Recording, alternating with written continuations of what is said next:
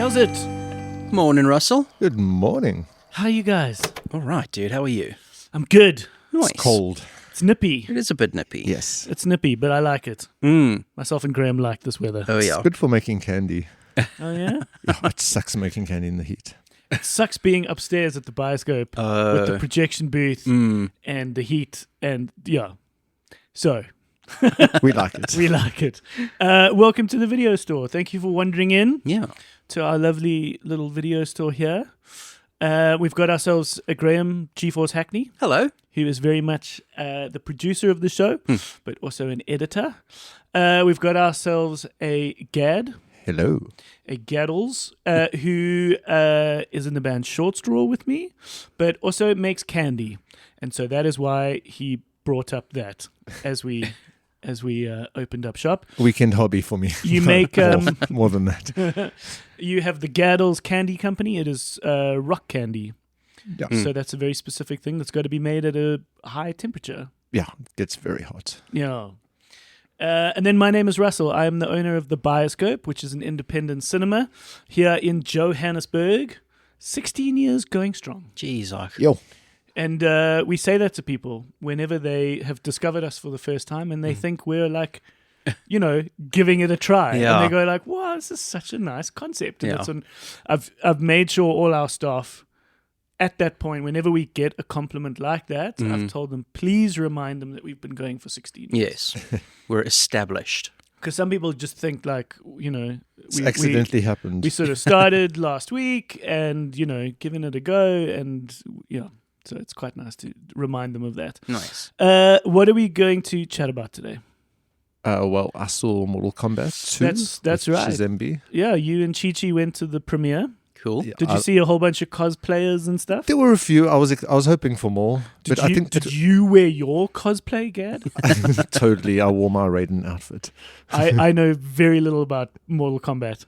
So I played the game with my brother as a kid. Okay. So it was like especially great for me. Okay, that's Yeah, cool. This is Mortal Mortal Kombat 2. Yeah. I have 2 movies to tell you guys about Nice. that I think are going to be surprise hits. Okay. Okay. Earlier this year, I did the same thing, weirdly enough, saw 2 films on the horizon, and I called them and I was like, these are going to be big movies. Like, people know about them. They're not unheard of. Yes. But I think they're going to perform better than everyone expects. Okay. And that was Project Hail Mary and the drama. Right. I fucking called it. Fucking called I've got to it. watch the drama. I've got it lined up to It's watch. so good. It's so good. And I've got 2 more. Cool. Okay. One of which is in cinemas and one of which nice. is coming. So I'm going to save the intrigue till later. I've watched some stuff on television. Cool. I want to tell you guys about Apex, the Charlize Theron Oh, yes. movie The Netflix out film. in the Australian outback. And then there's the Darth Maul show. you want to talk about the Darth Maul show? We'll make sure we talk about that. Shadow Cool. Lord. Shadow Lord. Okay. And then I watched a really cute, very GUI approved Netflix movie as well. All right. With Sally Fields in it Okay. and an octopus. Right. It's okay. It's charming. Cool. And then quite a nice, interesting new sports biopic show. Oh, okay. That classic.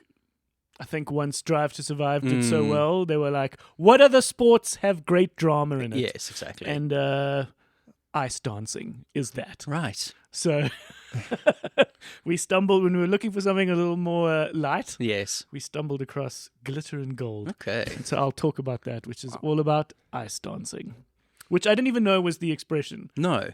I always knew it as figure skating. What is the Will Ferrell movie? Yeah. Blades. So Blades is of it like Glory. is it an unfunny Blades of Glory? It's the real life drama of Blades of There Glory. you go. Cool. So lots to chat about. Nice. It's worth mentioning. Thank you to everyone who gave our Star Wars episode some love. Oh, yes. Graham and Cole put a lot of time into those. And I think what's lovely about those episodes is that they're quite timeless. So if it was a bit too much for you to take in last week, Yes. because we fed you like over 8 hours of huck over Star Wars. I didn't realize the last episode was almost 3 hours. Exactly. When I saw that, I was like, Lordy. what I love about it is that it's the kind of thing you can always go back to and kind of pick up in pieces and listen to over, the course when you're looking for sort of extra stuff to listen to. Yes. So thank you for doing it, Graham. I appreciate you and Cole taking the time. Cool. And I hope you've worked through some things. Yeah, I think so. The crazy part is there's still so much more Star Wars we could talk about. 3 years, like we waited 3 years to do this one. 3 years from now, we'll do part 2. Oh God! No, it's lovely, and I guess that's what's made Star Wars so special. Yeah, is that there is just so much to talk about. So, So for those who missed, there was 3 episodes last week: Monday, Wednesday, Friday. Yep. Where there was a good chat about each of the trilogies. Yes. And you guys went in chronological order, episode 1 to 9. Yeah. Lovely. Okay, Nice. let's start with a little bit of Hey Did You Guys See? Yeah, let's do it. Anyone got a good one? I do actually have one. Sure. Oh, thank you, Gad. Thank you for contributing. Let's start with your lovely one. Hey, did you guys see the trailer for the Odyssey? Yeah. The more extended one now. Yeah. Very cool. Yeah. What do you? And so the thing everyone's talking about is that they got American accents, and they're making British actors talk with this American accent. I mean, if they were all Okay. talking with British accents, it would be equally anachronistic. Yeah. It's just weird how we've been conditioned when it comes to like these old movies set in these ancient times. It's just like we're expecting them to talk in this like British. Yes. What would they have spoken? Greek. Yeah. Ancient I Greek. guess. Was Homer's book originally? It must have been. It in must a have been Greek, fucking yeah. super foreign language. Yeah. And Early English is unrecognizable. Yeah, like no, Chaucer. absolutely. Exactly. Have I ever told you that story? No. When we started Chaucer in English Lit at Varsity, Oh, Lord. and the guy started reading it, hands just fucking floated up. And the first one was, "Is this English?" And the second, Technically. and the second question was, "Is the whole book like this?" So- it's like a weird German language. So what I find interesting about It's very fucking weird. So Yeah. Homer's Odyssey and Iliads must have been, so it was some sort of ancient Greek, and it was translated for many years, and people knew the story. Yeah. But I think in 2017, someone released a new, more poetic translation of the book, Okay. taking into account the female perspective. Interesting. So a lot of people are now saying, "Oh, he's using the woke adaptation of the book." So, I mean, up. like, yeah, it's Yeah. ridiculous. Oh, But Lord. yeah, I think that's very No, cool. no one can be a sort of a fundamentalist on ancient Greek literature. Yeah. Because it's a little bit like the Bible. It's Yeah. like it was just handed down, and It's so far removed from it's. anything we have now. Remember how terrible broken telephone was when you were a little kid, Yes. Oh, yeah. and that was one phrase, Yeah. and 5 of your chommies. Yeah. Imagine thousands of years. Exactly. Imagine how much that's changed. Yep. Anyways, okay, but yeah, no, it is cool. The Bioscope will very much screen the Odyssey. Cool. It looks exciting. It looks great. Yeah, I like it. I like the look of it. entirely shot on IMAX film. Yeah, Mm, and so I do accept the fact that purists would probably want to go and watch it in an IMAX. Yeah. That's cool, but I think our little Bioscope cinema would be just as cool. Yeah. And look, at the end of the day, I mean, Oppenheimer was being screened on IMAX on film. Like that was a thing for the first time. Before they were projecting only digital. Well, So I imagine if you really, really want the purest thing, you have to see it shot on film, projected on film. If you're not seeing it like that, I don't. So Nolan was saying that in the past, just key scenes would be shot on IMAX cameras, but they couldn't do too much close-up stuff because they're so loud. But they changed. They got special And cameras so, for this and new so one. he challenged IMAX to make a housing Yeah. for it. And it was named after, because then the presenter, I think it was Colbert or something, was like, is it called the Nolan? Like, did you get to name it? And he's like, named no, after the operator. he named it after the cinematographer. Okay. and I he think died. He passed away. just Right. before the movie. Well, just after. Just it after they wrapped. they shot it, yeah, he passed away. Yeah, I wonder if he'd named it that while the guy was alive. Or was it just? I wonder. No, but Did it's he a get lovely... to live the last few days of his life knowing he had a camera named after him? That No, would be that's cool. lovely. Yeah, it's a nice thing. speaking of trailers, hey, did you guys see the trailer for The End of Oak Street? Oh, yes, I did see this. It's a bit of a wordy name, but it looks really interesting. Gad, do you know about this movie? The End of Oak Street? It has got Anne Hathaway. Yeah. So this is like Anne Hathaway's year. Yeah. People aren't talking about it. But between her and Zendaya, they are fucking killing it. And we got old Ewan McGregor. Mm-hmm. But we've got this like bigger thing at play. Like a big, almost like Spielberg-esque swing. And here at the video store, we've each got our little kinks. For Graham, he loves a big swing. Mm-hmm. So this is a big swing of a thing. Yes. They're in this idyllic little American suburb, and then all of a sudden, with much trepidation, Anne Hathaway says, I think our street, our neighborhood, our town has moved. And you're like, what? And then you realize, like, almost a little bit like how in Avengers that whole town or that whole city kind of, lifted up into the sky and kind of moved. Something like that is happening. So there's like this sheer cliff at the end of the street, the end of Oak Street. Yeah. And then right at the end of the trailer, you get this fucking like dinosaur. Yeah. You get like a hint at it as it's coming down the street. So, who's involved, like director, writer? well, J.J. Abrams is producing. Yeah. Okay, there we go. Okay. It's a biggie, and it's got this Which is why people think it's a Cloverfield movie, but I don't think so. What is a Cloverfield specifically movie tied mean? into Cloverfield. Yeah. In that universe. Yes. Wait, that doesn't need to be that. Because they've done 3 of those, and none of them were specifically connected to each other. No, leave Cloverfield out of it. That But I first think- one was great, and then I don't know. If they did, they would have said it by now. I don't think they would. I don't think they would. I think they do keep those like kind of under wraps. Like the one that had what was the one that had John Goodman in it? Yeah, end of Cloverfield Lane or something. whatever. That one they announced like 2 months before it came out. Oh, really? That it Yeah. was linked. Mm. Okay, well, here's hoping. Are they Were those all dinosaurs? J.J. Are they Abrams? dinosaurs? No, that's why I don't know why people are saying this. No. It doesn't look like a Cloverfield thing at all. Yeah. It's directed by the guy who directed It Follows. Yeah, and I don't know what that is. I can't remember his name.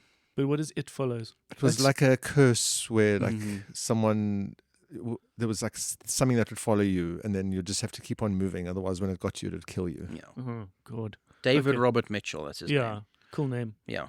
But it looks interesting. Yeah, I think it's worth keeping an eye on. Yeah. Release date for that? Summer. August. Okay. August, yeah. It's part of the whole like summer blockbustery lineup, Okay, cool. which is going to be cool. Nice. All right. Hey, did you guys see the trailer for Resident Evil? No, and couldn't give a shit. So this is Zach Cregger's Resident Evil. This is going to be the one that resonates for us. Yeah. He's clawing back. So Zach Cregger did Weapons. Cool. Yeah, this is his crack at Resident Evil. Okay, so he was obviously like a fan, Mm. and he was obviously hating all the other ones. Yeah. Is Mila Jovovich coming back? No. Not related to those films at all. Oh, good. It's I mean, completely how many its own of thing. those Resident Evils with her were there? Oh, like 5 or 6, I don't know. I didn't watch any of them. Yeah. They look terrible. I love the games. The Resident Evil games are I'm usually sure I great. watched the first one. It was What makes the games special? They're just like compelling, generally well-made horror games.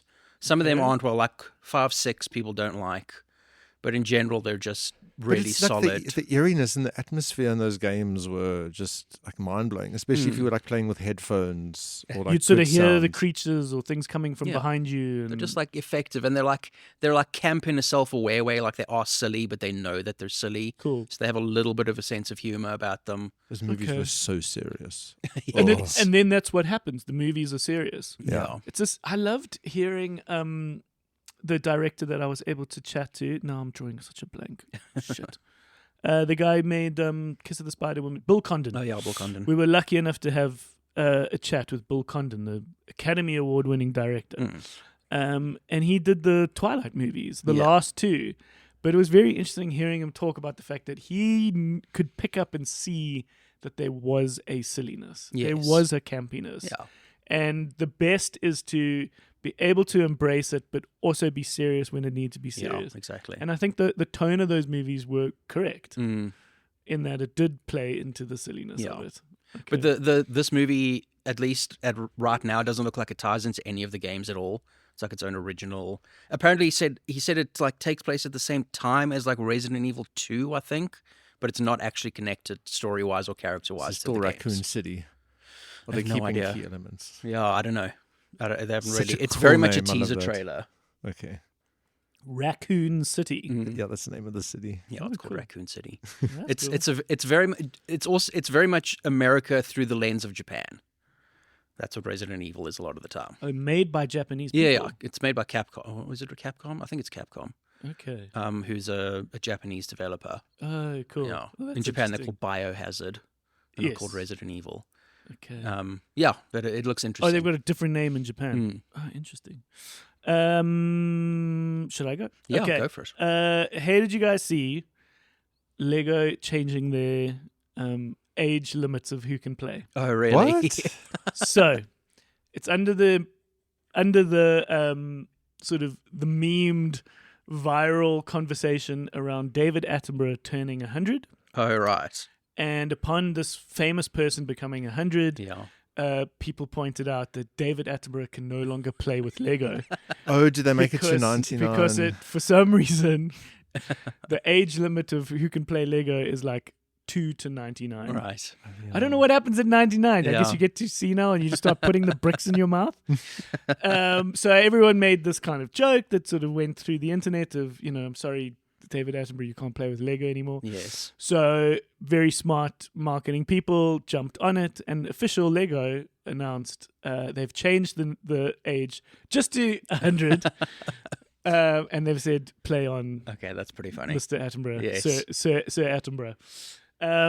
Another lovely thing around his 100 years was they obviously put on this big gala thing for him. Yeah. Because what's nice about him is that you can not just celebrate the dude, you raise money for the environment kind of every time. It's not just about the guy. Yes. It's always about like his purpose, which is helping nature and fighting climate change.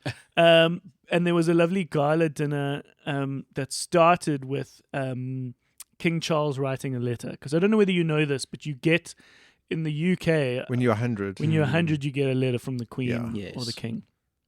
And so there's this lovely video which I implore you to go and find on YouTube. We could probably put a link to it. Yep. Below, and it's King Charles writing this beautiful letter to him, sealing it, and then it's the journey of this letter. Oh, right. It starts with a dog that takes it because there's the postman or whoever, there's a log in the road, and so the dog takes it, and then from there, this letter travels across the oceans. Oh, right. And the birds and the squirrels. It's a lovely, like, cute little thing until it eventually Does he narrate it? arrives. No, that's all. It's just this beautiful little nature video. Cool. And then it ends with him getting it at the gala dinner, and he's holding up Okay. this letter, which is lovely.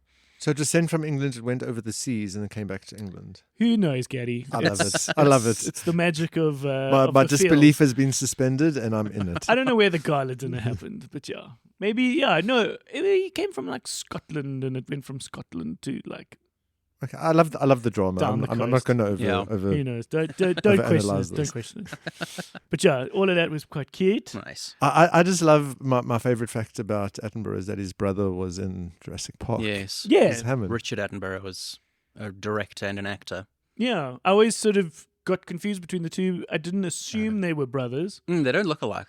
They don't. Mm-mm. Okay, but they actually were brothers. Yeah. Yeah. Cute, man. Yeah. All right. Hey, did you guys see? Yeah. We are doing a screening of Close Encounters. Oh, cool. I know this is important for Graham. It is going to be on the 31st of May. Cool. Our normal time for a classic movie Sundays at the Bioscope is 4:00. Mm-hmm. But I realized how long it is. It's a Oh. little bit longer, so we're going to start it at 3:45. Cool. But this is because we've got Disclosure Day Okay. on its way. Yes. So we've got the new Spielberg Alien Encounter movie, and I realized he's made more than one. Need Before this. several. Or Close Encounters, E.T. What Yeah, else? well, Alien? those- War of the Worlds. And War of the Worlds. He loves a good Aliens Arrive movie. Oh, yeah. And so, yeah, we've got Disclosure Day coming next month. Cool. It's a movie called Disclosure Day. Yeah. In my head, it's called Disclosure, and I'm like, oh, it's Disclosure Day. Like, what's in Disclosure is a raunchy movie with Demi Moore and Michael Douglas. And it was based on a Michael Crichton. Yes, I was about to say, wasn't that a Michael Crichton? It's like the way you're saying them. It's like it's Rex Manning Day. Yeah. No, this is the day the aliens arrive, Getty. This is Spielberg's long-awaited new film. John Williams come out of retirement to do it. Emily Blunt, Callum Turner. Is it Callum Turner? All those like hot new It guys. What's confusing the guy's name? It's the guy from Challengers. It's not Callum Turner. No, it's not Callum Turner. It's the dark-haired dude from Challengers.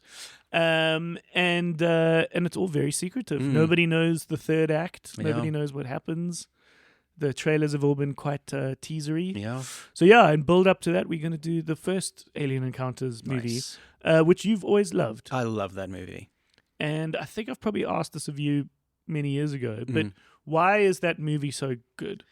And I'm talking about Close Encounters of the Third Kind. It's a movie from 1978. So you know, it's atmosphere, that movie. It is very much atmosphere. It's like the performances are great. Richard Dreyfuss is really good in that movie. It's like it's not a fast-paced movie by any means. Yeah, it's like a slow burner, and the music is beautiful. And I was going to say, I think it's John Williams' best score. The way that it interacts with the story, I think you don't often get that. The way the music ties into the third act is really it's significant. Incredible. And does it still hold up in terms of special effects? I think those kinds of things okay? I saw it about 10 years ago, and it was I saw it like 3 weeks ago, and it's still pretty good. You watch it often. Yeah. Okay. Well, make sure you show the director's cut. Yeah, that's great. Okay. That how long is that? I don't know, 2 hours something. Okay, then I think that's the one that I'm aiming for. Because there's 3 cuts of it. So I'll chat with you and make sure we do that. Cool. Did you guys talk about Coyote versus Acme at all? We have a little. Okay. We did. What did you want to say? How they have found distribution now is coming. Oh, okay. Yeah. No, and it's coming to South Africa. Nice. And please screen it. I think that would be a biggie. I will. I will. It's going to be great. Yeah, I think it'll be fun. Yeah. And then another one. Oh, okay. Would you go? Yeah, I do have a couple. Go. A little while ago, you spoke about the fact that Peter Berg and Mr. Yellowstone, whatever that guy's name is, are making a Call of Duty movie. I would never have said that. You did, because they announced it at CinemaCon, and you brought it up. Oh, got it. Yes. Yeah. But I don't even know. Peter Berg is the director that everyone thinks Michael Bay is. He's like the hoorah American. You know, he always makes movies with Mark Wahlberg. But as like a sort of counterpoint, I guess, Christopher McQuarrie and Michael B. Jordan as producer are making a Battlefield movie. Oh. Battlefield is a similar video game. It's along the same lines as Call of Duty. Okay. It's a very similar kind of game. What war era was that set in? They've done like everything. The first one was World War II, and then they've done like modern, they've done future, they've done everything. Okay. Is it a storyline that runs parallel to those wars? Not really. So what is the movie going to be? I have no idea. Oh my God, okay. But Macquarie is Mission Impossible? Yeah, he's done the last few Mission Impossibles. So that's like smart action. Yeah, this is the thing, because like the Call of Duty one, looking at who's involved, it's going to be the most like, you know, hoorah American jingoistic bullshit, right-wing, all that stuff, whereas this one, because I love my guns! Yeah. Yeah. This one coming from Michael B. Jordan and Christopher McQuarrie is... should be a bit smarter. Hopefully. Interesting. Hopefully. Because the Battlefield is all... They're like huge maps with like 64-player multiplayer maps. I don't know how the hell they're going to turn this into a movie. They'll have to. I guess it gives them the freedom to come up with whatever plot they want. We've spoken a bit about video game adaptations to movies. Off the top of your head, can you name any ones that have been like significantly successful? It's been more successful Mario on TV. Well, yeah, the Mario movies have done very well. Sure. But I think TV has done it better. Arcane is great. That's on Netflix. Okay. I haven't watched it. Yeah, Fallout's really good. I still need to watch season 2 of that. And The Last of Us. Last Season of 1 Us. anyway. Apparently the Castlevania series on Netflix is really great. Okay. So if it's going to be movies, it's got to be a lot of movies. Yeah. Just waiting for the Lemmings adaptation. Keep waiting, buddy. The world's forgotten about that one. Yeah. But so, yeah, video games are very hard to adapt. but better as TV shows. It seems to be, like, in Makes general, like, sense. TV shows based on video games seem to be better than movies for whatever reason. I can't really put down why. Because, I mean, what makes a good video game is the interactability. Exactly. And it's just like once you take that out, it's just that story has to be reworked to kind of fill in the gaps of where you would be involving yourself. And it's really hard.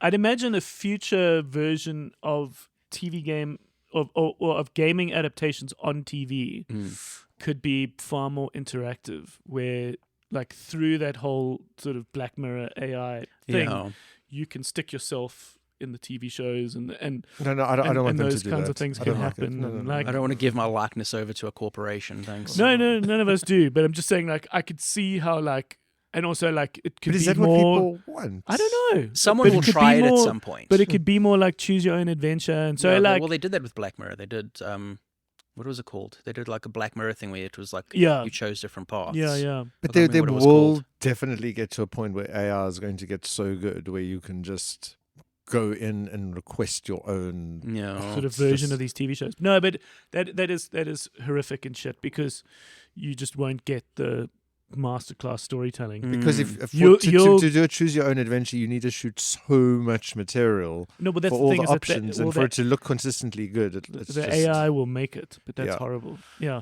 Anyways, let's. Bandersnatch. That's what it was. That's what it was called, Bandersnatch, Bandersnatch. That's right. Yeah. Which we all kind of maybe dabbled with a little bit. I didn't do anything. didn't It really- sort of I came did- in once, I and got- they only did it once. Like, that's telling.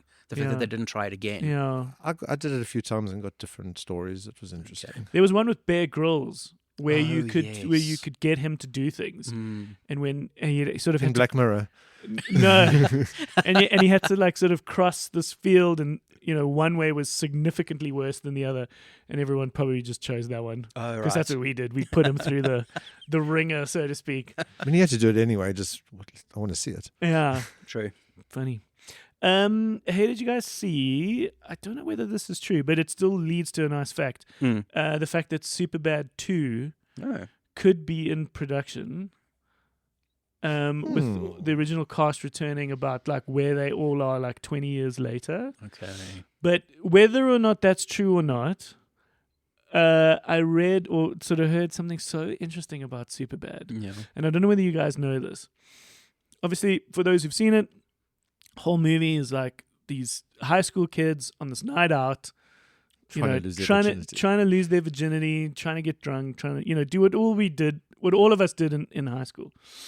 But it was released like roughly like a few weeks over the release of the iPhone. Oh, okay. So, like, phones existed where there were cameras on phones, but they weren't nearly as significant as the iPhone, where these phones were now these smartphones. I think it came out. It came out in the same year. The iPhone had been released about 2 or 3 weeks before its premiere. But of course, these movies get made, however many months to a year before, and the edits and the whatever. But the point I want to make is that it became, without even knowing it became the last document of that kind of life for those kinds of people. Okay. Where from the moment an iPhone existed, those kinds of embarrassing moments, those kinds of like exploits, those kinds of nights out significantly changed for everyone, Right. especially a high school teenager, where like those house parties would have been highly documented. They would have been live streamed. They would have, like, the artifacts and the remains of your night would have lived on and been shared. And it's just so interesting that you've got this movie that came out literally as that world changed. And like, it's a silly, funny comedy. It made Times, or the New York Times top 100 films of the 21st It's century. a great movie. Like, it's as silly as it is. Yeah. It certainly was important and successful. But it's so cool to think of it now with one more layer on it, which is that it was this incredible time capsule. It's this incredible document, like, just as that society was going to change. And you forget how much it's changed. We take it for granted, but when you watch a movie like that, you're like, there's no phones. They're not filming anything. Yeah. Seth Rogen wrote that movie before he was even in anything. Like when he was still they've had doing it- Freaks and Geeks. They had it for a while, and then Right. once they could have the means to make it, they did. Yeah. Mm. Interesting, hey? Yeah. I just thought I'd share that. I thought that was such a lovely fact. Yes. I got another one. Yeah. Hey, did you guys see that the Zorro Django movie Yeah? is actually moving forward now? Quentin Tarantino wanted to make this a while ago, like a Okay. crossover between Django Unchained and Zorro. Okay. Which got his version of it got turned into a comic book. So there is a Zorro Django comic book out there that like at least the treatment for which was written by Quentin Tarantino. Okay. But now Sony's actually moving forward. Apparently they have his blessing, whatever the hell that means. But Okay. he's not going to actually be writing it. He'll probably just be a producer. or Yeah, something. apparently it's going to be written by Brian Helgeland. Is he just doing one more movie, Tarantino? In theory, I think it's stupid. Who's Brian Helgeland? He wrote A Knight's Tale Oh, that's nice. as well as a few other things. Yeah, so he's on it as writer now. Zorro was chilling in like Mexico. Yeah, Zorro was set in Mexico. Okay, so and Django was the sort of desert south, Mm. or that's So sort of, technically possible? Yeah, I mean, they would have been very close at that point in time. I mean, at that point in time, California probably would have still been part of Mexico. yeah. California used to be Mexico. Yeah, you forget. Yeah. Okay, that's interesting. I think it's a cool idea. Especially they have to get back Antonio Banderas and Jamie Foxx. Antonio Banderas. They have to get them. If they don't, then like don't bother. Then we're not coming. No, not a chance. Interesting. Because we need another Zorro movie. Yeah, Zorro fucking rules. nice. My brother loved that. I don't Don't have even hate. think I've I don't have watched them. hate for it. Yeah, neither. The first one the second one is okay. The first one, Was the like- first one Mask of Zorro? yeah. Okay. Go back and watch that movie. And my again. brother It is- absolutely adores that movie. I It's thought it was phenomenal. Catherine Zeta-Jones. Yeah, Lovely. it is incredible. Magic. All right. Should we play? What movie am I? Let's do it. Okay. Everyone can play at home. You have to shout, "Oh, Captain, my Captain!" My captain, my captain. And if you're in your car or walking down the street, you can say it out loud to yourself. Okay. I am a slapstick comedy. Okay. Princess Margaret attended my premiere, What? if that means anything to you. Slapstick. I feature several main musical performances. My plot involves a sacrificial ring. Okay. The I last feel one like it's will, going to be obvious. no, but then- it's not. It's not necessarily that obvious. The last one will very much give it away, so I'll phrase it slightly different. I star like a famous musical group. Oh. Slapstick comedy musical group. So it's I was made in 1965. Oh, is it one of the Beatles movies? Oh, the Monkeys. Oh, Captain, My Captain, A Hard Day's Night? Close? I don't know which one it is. Captain, my captain, Yellow Submarine. Keep going. What's because they made four. What are the other two? Hard Day's Night. I can't- Okay, oh, Captain, my captain. Is it Help? Correct. Okay, there you go. Very famously, them doing, the flag Yeah. things. They don't spell out the word help No, with they their don't. flags because it didn't look as cool. Yeah, exactly. They just chose one that looked better. I've got that on a T-shirt. What was the other clue about the? Princess Margaret was at their premiere. Or something about a sacrificial ring. Yeah, the, what the Beatles movies are weird. Yeah. They're very weird. The Magical Mystery Tour is like a fever dream. It's unwatchable. I think it's more unwatchable than the Star Wars Holiday Special. I stayed in a little boutique hotel. It wasn't fancy at all, but it was in Darjeeling up in the Himalayas in India. And we chose that one specifically because this guy had like 4 or 5 rooms in his little hotel, and each room was a different Beatle. Oh, right. And it had a little TV with a bunch of Beatle movies. Oh, cute. And so we watched a little bit of the one when they were all in the different rooms, all the different houses, and it's so trippy. Yeah, they're strange. They're weird movies. I think the 4 Beatles movie, because we're getting 4 Beatle biopics Yeah. from Sam Mendes. But what's strange is I think they're all coming out at the same They're time. all coming out on the same day. That's so weird. It's bizarre. That's a strange move. And is that in cinemas? Yeah. That's odd. Yeah. It's very strange. I think each one should be like inspired by one of the 4 Beatles movies, like done in the style of those 4 movies. Interesting. They'll Yeah. never do that because that's an interesting idea. Yeah. Okay. I am a comedy. Okay. I star Gene Wilder and Madeline Kahn. That's going to give it away probably. I take place in Transylvania. Captain Young Frankenstein. There you go. Yeah.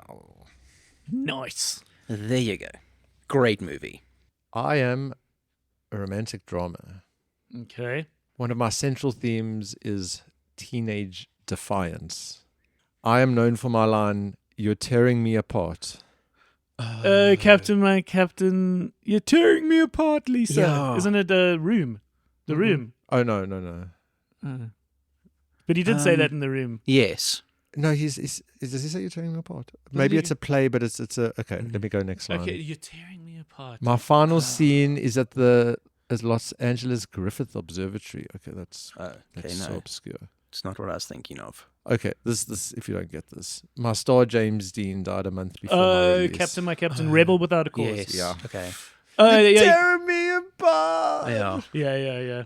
No. When I was young, I don't know, I didn't come to this conclusion, but my mother would tell the hairdresser that I wanted my hair like James Dean. Oh. I remember sitting in the hairdresser saying, "Give me a MacGyver."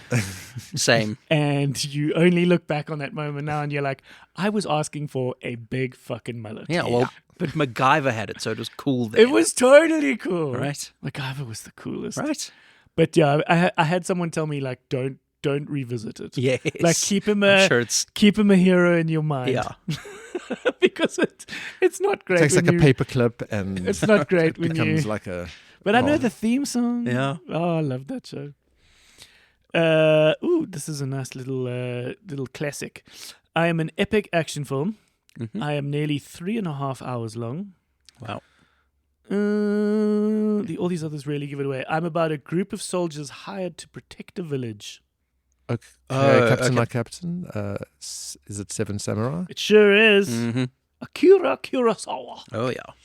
There was a great What Went Wrong recently on Seven Samurai. Oh, I haven't cool. listened to that yet. Sure, the story of how they wrote that script while drinking whiskey is one of the most amazing things. Like one guy would write until the other guy passes out. Oh, lovely. Yeah, just Crazy. beautiful. Okay. I am a spaghetti western. Okay. I am the last of a trilogy. Okay, Captain, My Captain. Mm. Is it Fistful of Dollars? No. Correct Ooh. trilogy, though. Okay. I take place during the American Civil War.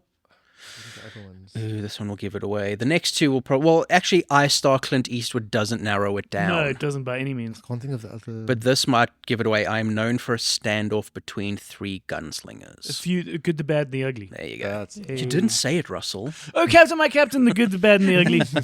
Yeah, I'm the first to insist on that. I am a crime drama. Okay. I showcase a lot of gang activity. I am narrated by a character named Rocket. Oh, we have done this. And remember, and I was like, the raccoon. Yes. Let's try and see whether we can remember it.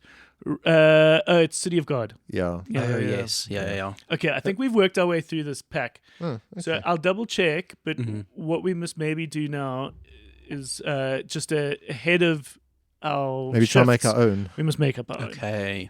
Cool. Okay. Did you see? I saw City of God in the cinema when it came out. I haven't seen it since. Oh. I watched it at Varsity. Didn't they? Okay. I remember there was a TV series that they released that came. I don't know if it was the same director, but it was done in the same style. Oh, okay. And I remember it came out at a time when it was just It was very grainy. so much. It was just so frenetic. I'm like, oh my god, I Grainy can't and handle 10 episodes saturated, of this. and it was. But it blew my mind when I saw it. I've mentioned this before, but we watched it sort of as the last period of the day at Varsity, Oh, okay. and the Wits Theatre is on the one end of, and the art school's on the one end of Wits, and then you park way over on the other side, and the sun was setting as we were like some of the last students to like leave the university. I just remember like long shadows, this like setting sun, and all of us just walking in complete silence Oh, right. because we were just like, what did we just watch? Like those little Fuck, that was kids. good. Oh my god. Rocket was the little crazy kid. Oh, the one. Okay. He's that little crazy kid Right. in City of God. He was that a just- real gangster. He was a real favela gangster, yeah. No, they just chose guys from the I neighborhood. think there were documentary makers that made that movie. Effectively, That was their first yeah. feature. Fuck, it's a good movie. City of God, Portuguese language, set in Brazil. All right, let's do it. Can I tell you guys about my two movies? Go And then we for can it. check Mortal Kombat. And then we'll chat Yeah. Mortal Kombat. Yeah. Okay, so as I said, I saw this a little while ago. I think I fucking nailed it. And now I think I've got 2 more.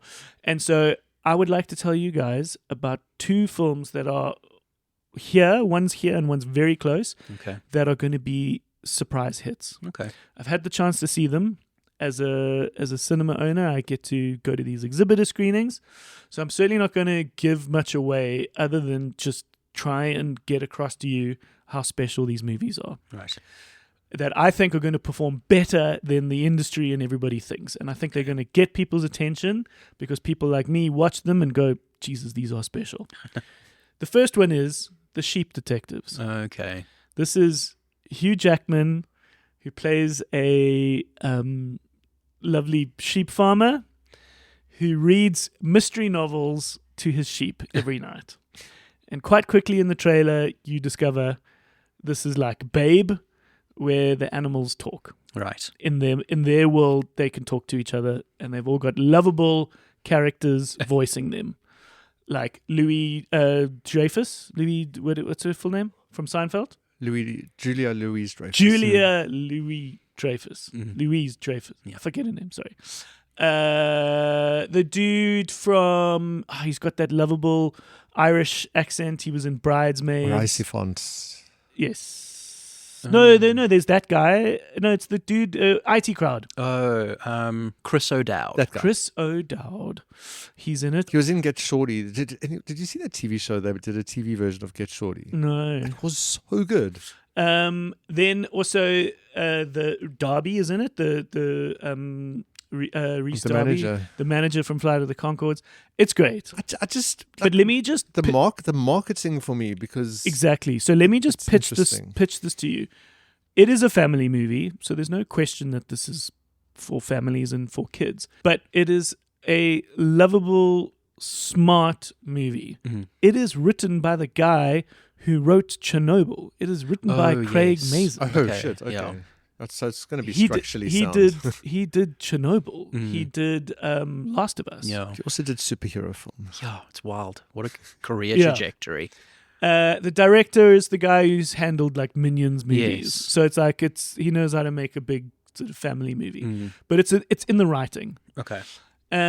What happens is Is it an original script that he wrote? Or Yeah. is it based on? yeah. No, I don't think it's based on anything. Okay. Quite soon, Hugh Jackman's character dies. He's murdered. Okay. And there is a crime to solve. Emma Thompson comes into town as the lawyer who reads his will. Right. And it becomes a lovely whodunit. There's the butcher, the farmer next door, the priest. But are Of the the small sheeps little the town. detectives? I'm assuming. Well, the cop is trying to solve the crime. His kids come. He's got these kids from around the world, or he's got the one daughter that comes, and there is a fortune. He Okay. actually is worth quite a lot of money. This is what you get from the trailer, so I'm not giving too much away. Mhm. But the sheep know the format of these crime Right. stories, and so they go, we need to help, we need to solve this crime. And so they actually end up kind of helping the policeman solve Right. the crime. So they can talk to each other, but not to the humans. Exactly, yeah. But it is super lovable. It's super smart. So for like the parents, it plays out as like a good Agatha Christie whodunit. Okay. For the kids, it's a Babe Yeah. talking animal movie. And there's just these lovely little like family heart, Mm. love, sort of anecdotes and sort of things put in. I mean, it sounds amazing. Like for me, like the title is strange. The title, makes it very family kiddie. I've Right. heard it 50 times, but every time I see it, I read Sleep Detectives. I don't know what it is about my brain. I think that's on you. No, that's definitely on me. But it's one of Hugh Jackman's highest rated movies Oh, in wow. his Sounds career great already. from what you're saying. And like people are like, it's a perfect movie in its own way. Bryan Cranston plays Okay. one of the sort of older, more like established Rams who's got this great backstory.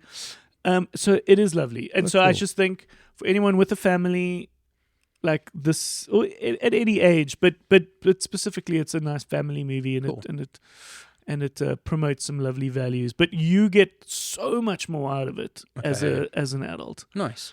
And so it plays really well. I see it is based on a book Okay. called 3 Bags Full Yes. by Leonie Swan. I don't know if that's a better title for a movie. Yeah. Okay, no, I did know that. Thank you for the reminder. Cool. The other one, which I want to tell you about, is coming out in early June. Yeah. And it's called Power Ballad. Oh. It stars Paul Rudd and Nick Jonas. Yes. And what I want you to know out the gate, especially if you watch this trailer, is that you could think that this movie is like a sort of silly comedy. Right. Real situational, sort of silly, but over-the-top comedy. Because don't forget, Paul Rudd recently made Anaconda. So he can make these kind of quite farcical, he's made plenty of those. Silly comedies. This is not that. Okay. This movie plays like a Notting Hill. Like a really genuine, beautiful, heartfelt, charming movie. Okay. Paul Rudd is an American who's found himself living in Ireland after his band sort of came to Ireland, and he sort of ended up staying there. He fell in love, and he's got this family. And he is a wedding band singer. Okay. And at a fancy wedding that they play, this group of friends is childhood friends with Nick Jonas's character. Nick Jonas, who we know from the Jonas Brothers, plays basically himself, a famous guy from LA who was once in a famous boy band and is now kind of making it out on his own. And he's at this wedding, and they have this chance encounter that night where they end up jamming. What you know already is that Paul Rudd is very talented. Right. Like, there's this lovely scene in the beginning when he plays an original song, and you're like, this guy's really great, writing amazing music. And in this chance encounter, Paul Rudd gives him this chorus, this beautiful chorus, as like just an idea while they're writing. He says, I could never finish it. 6 months later, Paul Rudd hears this playing in a shopping mall and realizes that Nick Jonas has taken this chorus from him and made this song. And let me tell you, this song... So they were childhood friends, so they know each other. No, Nick Jonas was childhood friends with the people who were getting married. Oh, okay. So that's why this famous person was at a wedding in Ireland. They didn't know each other before. They would never have known each other before. They had this chance encounter. So it's a little bit like how Julia Roberts' character just happened to walk into that little bookstore in Notting Hill because she was filming a movie there. So it's like you can feel this little town, and you can feel these like little beautiful characters set against this crazy huge world of LA. Right. So it's lovely in that sense, but it plays like a small little Irish movie because it's made by an Irish director who's made other cute little Irish movies. So it's like it plays small, which is lovely. And so the movie is really about Paul Rudd trying to kind of right this wrong and track him down and kind of do it. But it's not, even though some scenes sort of could present that way, it is not about the big craziness. At the core of this movie is this beautiful idea, and it's like it feels like almost as small as Yesterday was, in the sense that it could have been bigger, but it was a small movie. Yeah. I really, really liked it. Cool. It hit me on a few levels as a musician, and what it means to write and make these songs that can live on in the world. Myself and Gad get to do that, and we're busy making some new music with Short Straw. So it's like, that's the fun part. That's what we love doing. There's more to it, and I don't want to give it away now, but just know this is not a silly comedy. This is heartfelt. It's beautiful. It's well written. It's subtle. It's lovely. Cool. So it's called Power Ballad. Don't be confused. Watch it, and we will screen it. Sweet. Nice. Can I see that? All right. Let's talk about Mortal Kombat. Dun, dun, dun, dun. Do they play that song in the movie? I don't actually recall any of the music. Like, I don't know. For me, the games are, you go in, there's a screen, there's a whole bunch of characters, you pick 2 characters, it goes into a random thing. It's just And you fight. and you fight, and it ends with a fatality that's bloody. Yes. That's what this movie was. Cool. And like we talk about, like I know I mentioned with Resident Evil, where like one of the things that movie adaptations miss with games is that playability. Right. And I don't know if you've ever played a fighting game against someone, and they'll just like mash buttons, and then they're just like punch, punch, punch, punch, punch, punch, punch, punch, or they'll just do the one move, Yeah. and then that's it, you did. Cheese moving. There was one scene in this where like one of the characters screams. She goes, "Rah," and she like knocks. The whole fight was her just going, just like spamming her move. Right. And I'm just like, that's how I was playing the game. This is great. That's cool. What is it called? Cheese moves. Yeah. What? If you just use the same move over and over and over again, people call it cheese moving. Okay. And it's just like, you can't like get out of this. So Yeah. this is Mortal Kombat 2, Yes. which is in cinemas now. Yeah. And you had a good time? I had a great time. Yeah, like It's not going to win any Oscars. no, but as Perrin mentioned, like okay, so I'd obviously seen the Mortal Kombats from the 90s, which had Mm. a very specific 90s charm because that's when the games came out. Yeah. But yeah, I missed the one from like 4 years ago, or whatever. Okay. And I I watched. think they've put it out, or it's coming back to one of the streamers Oh, okay. for this reason. Yeah. Cool. But yeah, I thought I watched it, and then I watched a recap, and I'm like, I didn't miss much No. because it's. But yeah, from my understanding, there was no tournament, which is weird. This is what I was going to bring up. Mortal Kombat, in the world of Mortal Kombat is a thing. It's like the fighting tournament between like worlds. the realms, the different Yeah. like realms. And in the movie Mortal Kombat, The first one. there's no Mortal Kombat. It doesn't happen. And then they introduced this character who wasn't in the game. Yeah, there's an original character. So like they corrected everything, I believe. Okay. I mean, We we definitely are in the era of course correction. Yes. Like Sonic the Hedgehog was the perfect That's what example we, of that. we've spoken about this a lot at the video store because it's also been a couple of years of us doing this chat, and we Yeah. keep trying to encapsulate what the era is we're in at this point. And we've toyed with the idea of like it's definitely the era of authenticity. Yeah. Where like with a Pixar movie, if it's about a young Asian girl, like you are going to get an Asian woman to direct it, and they're going to do a great job, and it's going to do very well. Yeah. There'll be this like sense of like Coogler's got to do a Sinners. Yeah. It's that he's got to do a Black Panther. But yeah, it definitely feels like it's the course correction to go like we can all recognize what the heart and the core of this movie or this book or this game was. Yeah. And we've got to lean into that. Because I'm like, it's not a movie or a game for everyone. And just like that very core audience who loves the game, they know that they have to make them happy. So they had to, I don't know. Because it almost felt like pre-COVID and even long further ago, the idea was like, we've got to give it more. We've got to expand it. We've got to have a character. We've got to take it to another place, Yes. which is ignorant. It's like, no, you've got to hold on to what is special about it. Yeah. But like it felt like a video game in the sense that where they had these fights, there were these absolutely absurd backgrounds with molten lava and acid, and it felt like they were transported into the video game, and the fights felt so ridiculous. Okay, so I you don't know enjoyed it. And the fatalities, there was just so much blood. I don't know. Like if you're going to do that, just take it to the next level. We've seen The Boys, we've seen Invincible. It's just like Yeah, we're quite desensitized as audience. So yeah, especially if those video games were particularly bloody. there Even were if it- options to even if- turn the blood off, I remember, but we would always have it on, and like my parents would never, they didn't care. And I just love how the blood was just like red pixels. Yeah. But in your head, you're like, this is violent.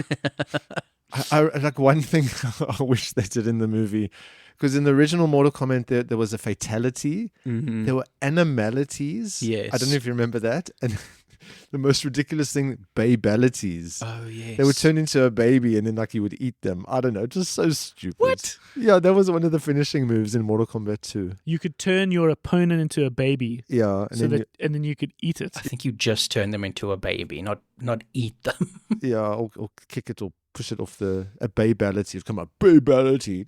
Like the chimes would play, and then it's just great. I just love how everyone who played that is now like responsible adults. Yes. Like actually, many of those are like parents now. Yeah. I still know how to do the Sub-Zero like ice thing. It was down, forward, punch, and if you went down, back, kick, he would like shoot ice on the floor. That was the only character I played with because I couldn't be bothered to learn the other moves. Interesting. Street Fighter is coming out later this year, Yeah. which also seems to play very well into like what the brief is. Yes. Yeah. It also seems to be like quite silly, quite fun. The other Street Fighters movie was almost in the same world as the Mario Brothers movie. That was strange. It was a G.I. Joe movie. Like seriously, it was like a G.I. Joe movie. That's the way that they built that world. When was that strange. one? Also in the 90s with Jean-Claude Van Damme. I was about to say there was a Jean-Claude Van Damme one. And Kylie Minogue. Interesting. Very Maybe we must strange. do that as like a cheesy movie night. Oh, right. That'd be cool. Ahead of the new one. Yeah. Okay, magic. But yeah, speaking of a lot of crazy violence, Oh, yeah? we need to talk about Apex, Okay. which is the new Netflix banger. Well, I don't know whether it's a banger, but it's the new big Netflix film with our gal, Oh, yes. Charlize Theron, who plays a like very accomplished, very good mountain climber. In the beginning, we get a sense of her relationship with Eric Bana. They doing that thing that always like haunted me as a kid when I saw pictures of it in National Geographic, where like you set up your tent on the fucking cliff. Oh my Yes. god! And you dos there that Yeah. night. Like, I struggle to sometimes sleep in my like beautiful bed next to my wife because I've got anxiety or I'm thinking about work or whatever. Imagine over. sleeping on the side of a fucking mountain. Jeez. So, anyways, that's how this starts, and something happens, and we've got a little bit of trauma that old Charlize has to carry through. So there's a little bit of backstory there. But then she, it's Eric Bana, so he's Australian. So she wants to go to Australia to kind of scatter his ashes. Okay. Spoiler alert: he dies. And and there she meets Taron Egerton, Taron Egerton. who you forget his name is Taron, Oh, right. like the girl's name. Oh, right. Of course, it's spelled differently. Yeah, it's Taron. So in your head, you kind of treat it differently. But then when you like say it out loud, you're like, his name is Taron. Yeah. Anyways, so that's Is that Irish? I don't know. But for a long time when we were talking about him in one of the movies, I remember just going, Targaryen on Tagar Targaryen. It's Taron Egerton, Yeah. who we know, he's a great actor from the Kingsman movies and all sorts. Elton John. Elton John, he played Elton John very well. I loved Rocket Man. But yeah, I think this comes with big spoilers because I need to tell you guys about this movie.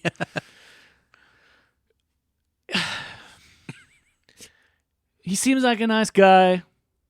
They go on their way. Like they meet in this little cafe reception area, corner store before she goes into this Australian outback, which by the way looks beautiful. Right. So it's like, even though it feels like this ad for the beautiful Australian outback, crazy weird shit's happening in this forest. So it's not a tourism ad. But he it comes out of nowhere that he's this crazy depraved killer. Okay, yeah. That's that. I mean, that's in the trailer. That's in the trailer, Yeah. right?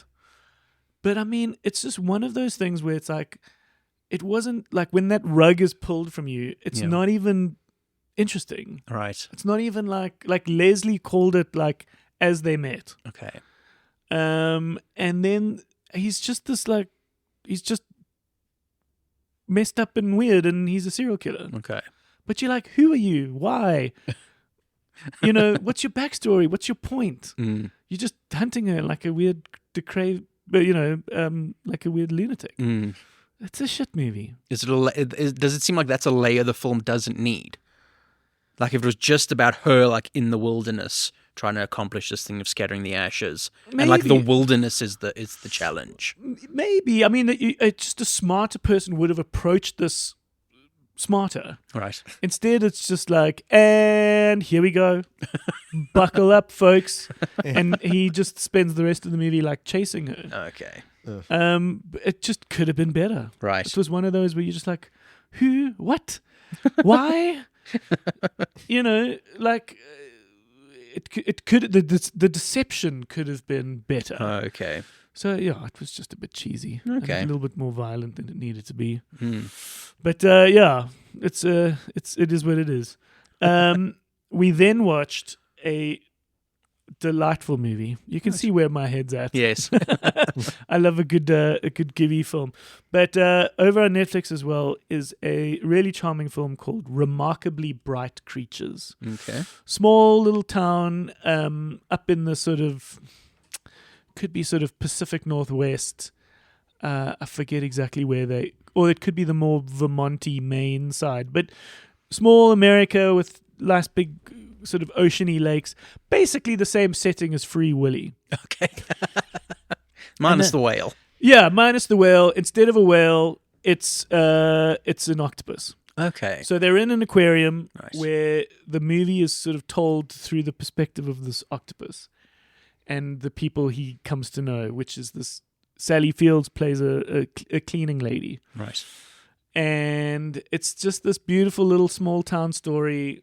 It's about her trauma of her son who died, and it's about moving on, and it's about how you get through things, how you move through life.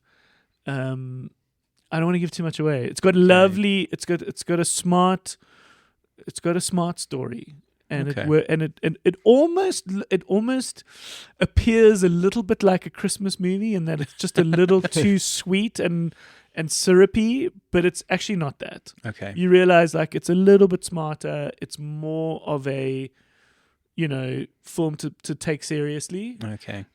So it's got smarts to it. It's got a lot of heart to it. But it almost plays into that plinky plonky Christmas movie, but it's not quite that. Right. Give it more credibility because it actually has a bit more soul to it and a bit more heart to it.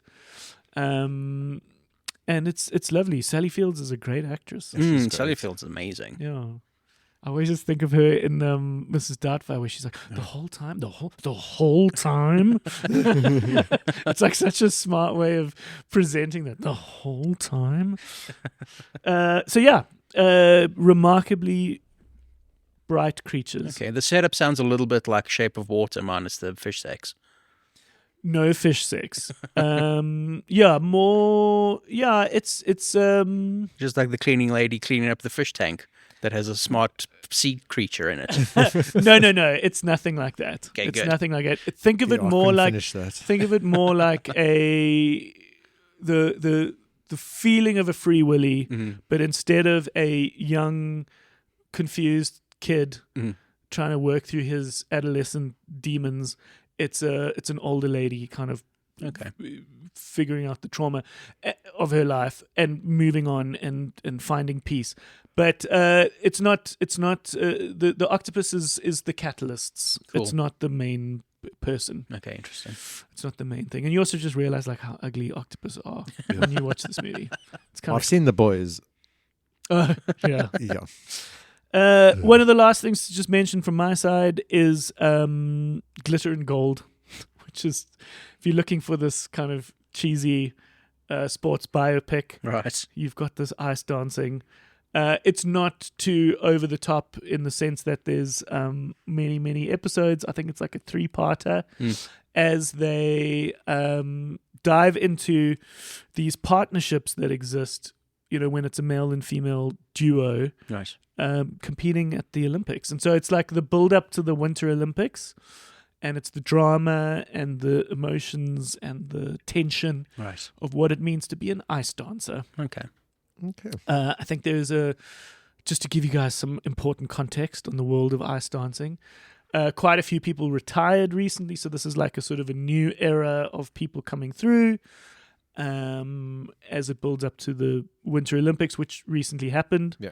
And so I'm sure the same camera crew followed that, and we'll get sort of like a second part soon. Oh, did this not kind of... This was released now as a sort of build-up, and then I'm sure they filmed what actually happened, and we'll get more. Cool. Like with the Simone Biles episodes on her, they did stuff before the Olympics, and then they obviously, you don't know how it's all going to play out. And so there were episodes afterwards. So it's interesting. It's different. I find it interesting to see how these crews do document these sports and how these sports have personalities. one of the best was Drive to Survive. It's just this beautiful, perfect formula where there's only so many seats. Yes. And they do shuffle it around. It does become a soap opera as these things play out and the drama plays out. They tried it with a whole bunch, and some of them work, some of them don't. Yeah. They tried to do one with Polo, and I thought they'd lost the essence of that. Right. I know Polo because my wife has been a polo player, horse polo. And they kind of they took it they came from the outside, and I don't think got the sort of essence of it. Right. Anyways, that's another story for another day. But it's always cool to try these little shows here and there. So it's interesting. Cool. But shout out to Blades of Glory, which is arguably the best film story ever of ice skating. So much representation. I just love it, man. It was such a good movie. And I was remember great. just watching it sort of by chance in the Napoleon cinema. Dynamite. Yeah, That's his best role. he was in it, yeah. I just remember Will Ferrell's character. He's like, my motto, clothing optional. His name was Chad Michael Michaels. It's great. Okay, closing off on anything. You are watching the Darth Maul show. Shadow Lord. It Well, is it's great. It's finished. It was they might do a second season. But okay. It's an animated show. Yeah, like in the same style as Clone Wars and Bad Batch. Okay. And it's on Disney Plus. On Disney Plus. And it gets into more of his backstory. Not really, actually. It just kind of is filling in the gaps of. So obviously he died in episode 1, but then they came back in Clone Wars. But the idea was that he was sliced in half, and then he got robot legs. Yeah. So now he's just becomes the head of a crime syndicate, and it's just kind of the filling in the parallels between him and what's happening. It's not essential, you know what happens to him because he dies in Rebels. So there's but what you're saying now is very important, and it's why Star Wars is going to struggle with their movies because we have Mandalorian and Grogu coming out on the 22nd of May, and the big argument is, unless you are watching all the TV show stuff that fills in all the gaps, you might not give a shit or care about a movie like The Mandalorian and Grogu coming out. Yeah, I think, and Maul and specifically is running a bit parallel. And the question is, shouldn't that just appear on your television as an extended episode?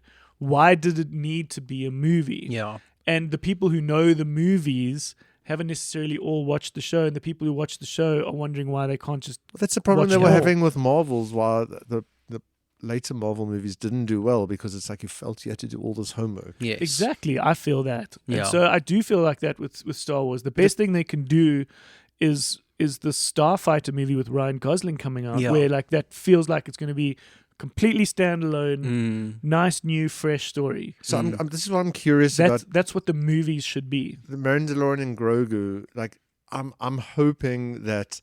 So I've heard there's obviously there was the Mandalorian, the 3 seasons, and then Boba Fett, and they were going to make another season, but they kind of canned it. But I've heard now that this Mandalorian and Grogu is written for people who haven't seen the Mandalorian. I should hope so, which is me. Yeah. So I'm hoping that you would yeah. be able to enjoy the movie for what it is. Yeah, so having watched myself and stuff. Gad are going to go to the premiere. Cool. We've reserved our spots and picked our dietary requirements. And the theme is galactic chic, Gad. So start working on your whatever the hell that means. Yeah, start working on your galactic chic outfit, and then we'll report back. Cool. So that's coming on I think it's quite soon to the release. 23rd. We're going to watch the movie on about the 20-odd.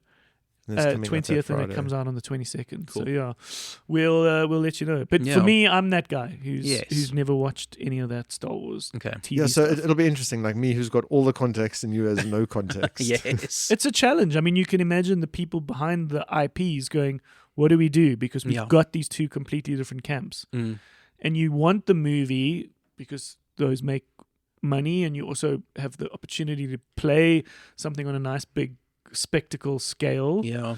So you've got the opportunity to make movies, but how do you make movies in this era when there's My question such grand is television and there's such complicated television? exactly. My question is, what justifies this being a movie as opposed to season 4 of The Mandalorian? Yeah, exactly. Why is it a movie? There is going to be a moment in the screening where there's a character called Zeb, who's like this purpley characters in Rebels. I think he had like a brief cameo in like an end credit scene in one of the shows, but he's a prominent character in the movie. I might do a little squeal. A little cat squeal.